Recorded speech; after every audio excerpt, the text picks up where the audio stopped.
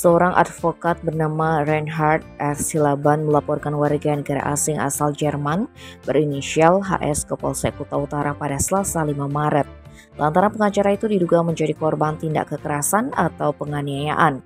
Insiden itu terjadi ketika Reinhard yang merupakan bagian dari tim melekat hukum law firm sedang menjalankan tugas sebagai kuasa hukum seorang WNA berinisial G di sebuah villa kawasan Canggu, Kuta Utara, Badung. Reinhard dan timnya mendatangi TKP yang merupakan villa milik HS untuk menyampaikan somasi Minggu 4 Maret. Sesampainya di sana HS tidak ada dan mereka pun duduk di dalam villa sembari menunggu. Berselang 10 menit kemudian HS datang dan langsung mengusir Reinhard bersama timnya.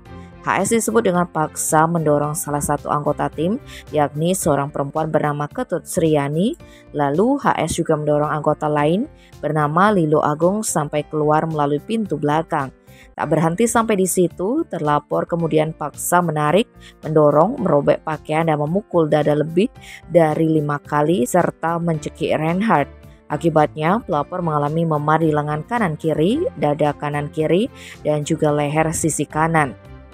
Atas kejadian itu, Reinhard melakukan pemeriksaan kesehatan serta visum di RSUD Wangayo pada hari yang sama. Reinhard pun lebih merinci mengenai permasalahan kliennya G dengan HS, bahwa kliennya menyewa villa dari istri HS dengan kontrak selama setahun yang seharusnya habis pada 25 Maret 2024.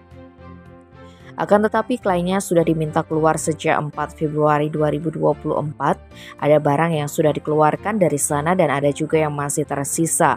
Terkait penganiayaan yang dialami, pelapor menambahkan bahwa sudah memiliki bukti video kejadian tersebut.